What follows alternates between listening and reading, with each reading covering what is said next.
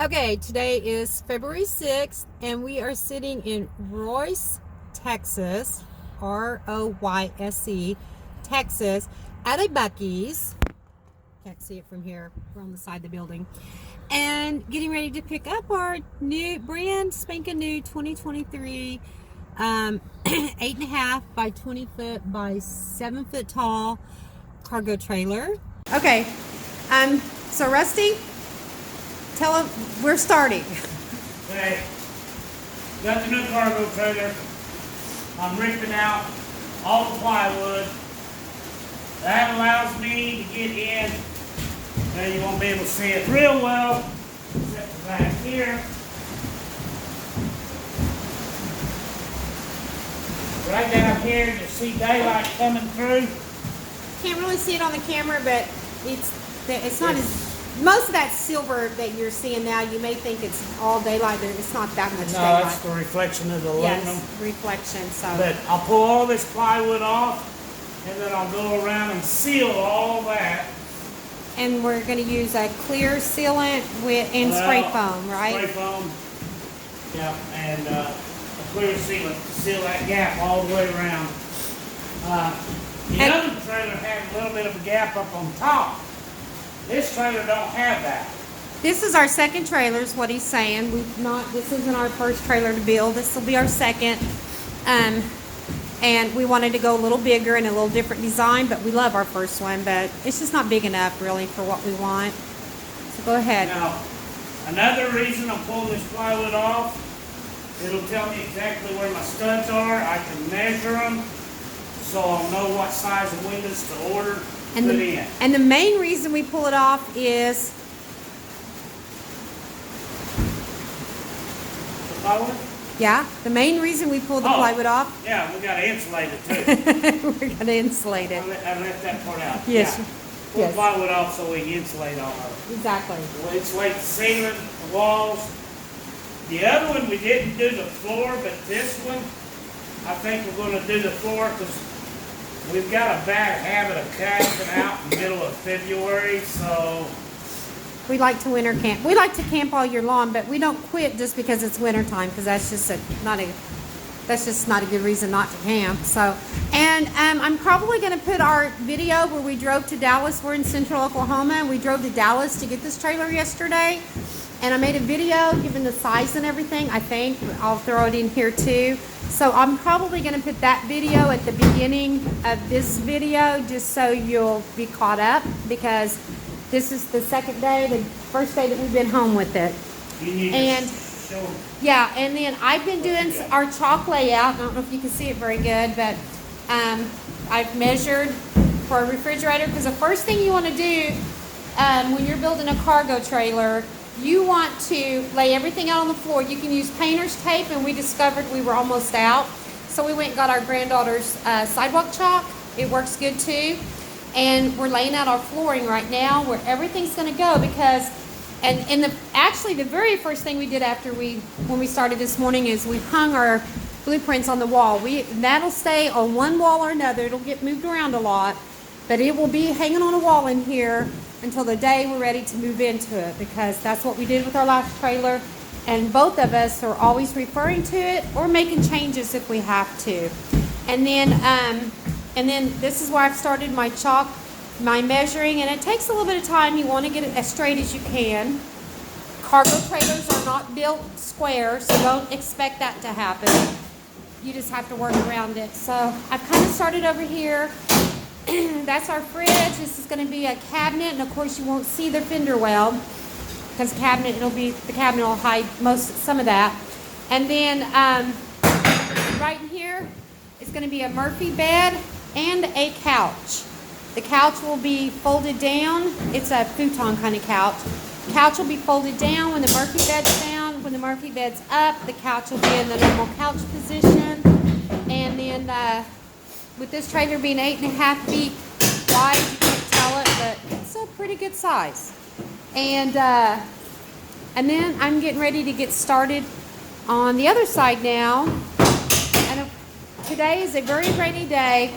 We can't bring our extension cord in because we don't want to leave the door propped open. And We don't have any windows yet, of course, so it's dark in here, so we're having to get our lantern and lamps and whatever we can find. But it's a good thing to do on a rainy day. So I'm gonna go finish my chalk layout, and then I will come back and do some more filming in a minute, and I'm gonna try to just keep this going along the process so anyone who's curious can kind of see where to even get started, because that's kind of the hardest part is trying. Okay, I'm out of breath because we've gotten all the wood off of the walls, and well, I'll bet that one piece right there. But we're working on our front. That's where the brains of the operation will be, and he's got a lot of work to do up here before we can even get started on the real remodel or conversion. He's thanking. Don't tell him there's smoke coming out of his ears. So I'm out of breath, but I'm not sure how I'm going to piece all this first video together, but I'm going to put all this as video number 1. So hopefully it'll be easy enough to understand. But Rusty, you want to kind of explain what we are doing up here? All right, what we're going to do is take this deck board, and I'm going to cut it along this line. I'll lay it back down. I'll leave this bay here and this bay here open. That's where our water tanks will go.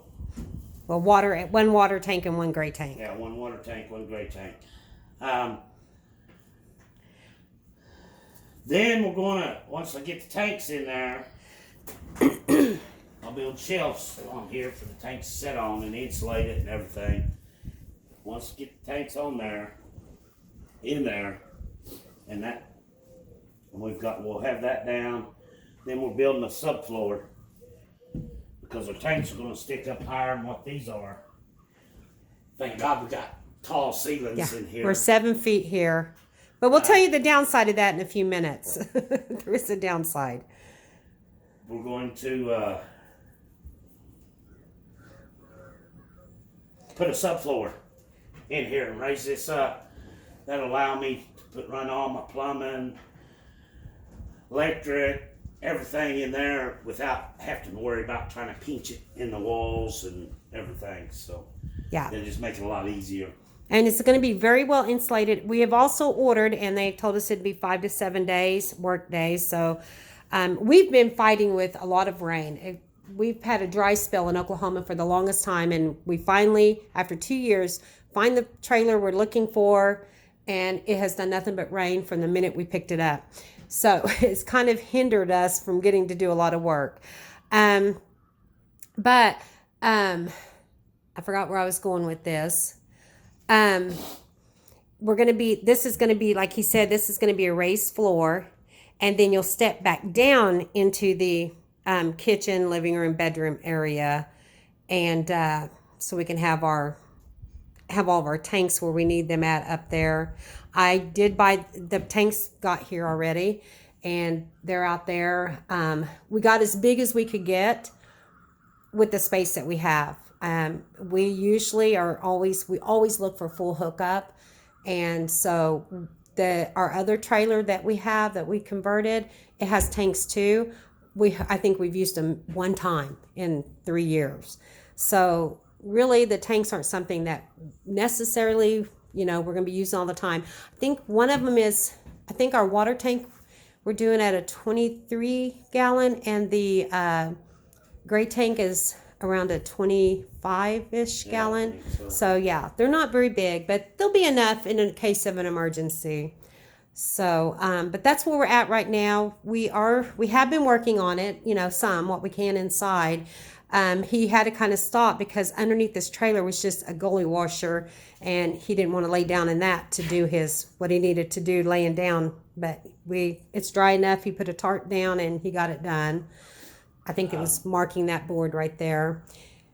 The downside of a 7-footer, I'll go ahead and mention that, is that Rusty and I both are about 5'6". He's probably a 1/4 inch taller than me, but we're both pretty what you would call short people. So we're having to use step stools to get to our our ceiling, which that's okay. I mean, it's kind of neat that I can put my hand all the way up and I don't touch the ceiling. And then the other downside, and this is something to do with it being 8.5 wide also, I'm having a really, really hard time with the back door. I've never had that issue with our other trailer is 7 wide, 16 long, which the length has nothing to do with the door. And then it was only 6 high. Yeah. And so basically it was a 7x6 door. This door is 8.5 by 7, and I can't believe how much heavier it is. I didn't think it would be that much heavier, but it is. So I can open it, but it is a struggle for me to get it open. I might be able to adjust the springs, the on pulleys spring up there. on the door. Yeah. I don't want to adjust it too much because I don't want it slamming it shut. Right. But I can adjust it a little bit to make it a little lighter. So hopefully that'll happen and work for us. Okay. Let me tell them about this trailer Okay. a little bit, some of the pros and cons that I found on it. Okay, Now, first thing is the brand. It's a Deep South. Deep South. Okay, Deep is okay. I never can remember if it's Deer South or Deep South. I think it is Deep South. Okay. Deep South. It's a Deep South. Okay, that's the brand. It's made in Hillsboro, Texas. And go ahead, Russ. All right. If you were buying this trailer to haul a car in, I wouldn't. But for what we're wanting to do, building it into a camper, it is perfect. I mean, absolute perfect. They've used C-purlins instead of solid. Well, the hitch is made out of solid 2x6 tubing, but the girders, they're C-purlins, which makes it a whole lot lighter. That means I can put a whole lot more stuff inside and not worry about getting it too heavy.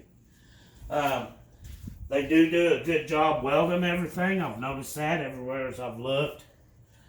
The only thing I would have liked to seen is them put a bead right here, and they didn't do that.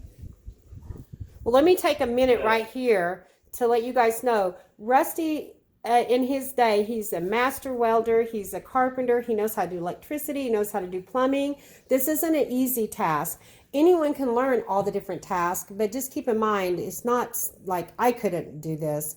But he knows, so that's when he talks about the welds and stuff and where he'd like to see beads, this is what he would have done had he been the person welding it. Okay, so he knows all about welding and he's great at that. So, I'm sorry, go ahead. That's all right. But what they've got is plenty strong for what we're doing with the trailer. Now, like I said, if you're going to plan on putting a car in here, these C-purlins aren't really heavy enough if you're putting a full-blown car in it. But where we're not putting a car in it, we're putting cabinets and all that. Makes it lighter, makes it easier to pull, easier to tow, less fuel. I mean, it's actually built perfect for somebody that's wanting to make a conversion out of it. And how did it tow on our F-150? Well, I've named this thing the Ghost because I never knew it was back there. Of course, that's with it, nothing in it. That was with That's nothing in empty. it. No cabinets, nothing in it. That was just empty. But I never knew it was even back there hardly. And our goal is 3,000 to 3,500 pounds that we're going to add to it. The salesman kept telling us that it weighed 3,000 pounds, but he kind of just shrugged, and every time we'd ask, oh, it's 3,000 pounds. But according to the title, it's 3,280.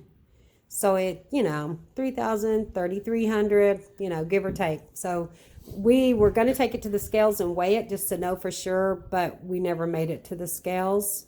So we're just going to have to, go by what the title says. And I know where I was going a while ago. What we've done is we've ordered sheet metal. So the whole bottom end of this, and he's going to be bolting, Rusty, is that right? Screwing flat sheet metal. I'm gonna put plywood in between these for the tanks to set on and insulate them, and then we're putting sheet metal underneath the whole belly. The whole belly of the trailer. So my plywood that I put down here doesn't get wet and rot. I don't have to worry about hit blowing up underneath and rotting out my floor. And we're thinking we can take advantage of that too. And we're still going to we've bought our blue because they don't sell the pink at Lowe's and we don't have a Home Depot near us. So we have and the biggest they had was 1 inch. I would have gone bigger if they would have had it, but that's all they had. But we're also going to take advantage because our other trailer, we didn't insulate the floor, and man, that floor gets cold in the winter.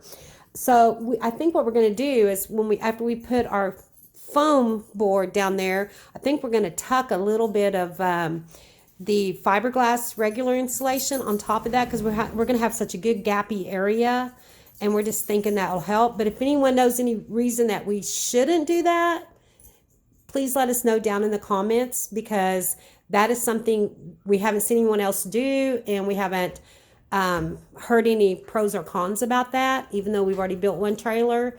But floor insulating is a new rodeo for us. So because we did the ceiling, we did the walls, we just did not do the floor last time.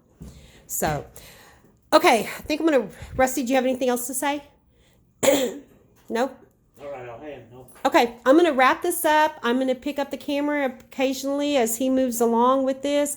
It's a cargo trailer. So I've started doing my Lexol ceiling. I'm using, let me walk over here and grab it. I'm using this just because so many people say that it's really good for this. So we'll try it. Hopefully it'll work good. But I'm doing all the seams on the inside. And if that doesn't stop our leaks, and right now we're in rainy season, which is, I guess, a good thing, then we're going to be taking the screws off the outside and seaming the outside. But we're hoping that we can just seam the inside. There wasn't any water on this wall this morning, so it's not like major water coming in, but it was a little drippy a couple of days ago when it was raining. So anyhow, that's what I'm going to be doing today while he's working on his stuff. Okay, we'll catch you guys in just a little bit.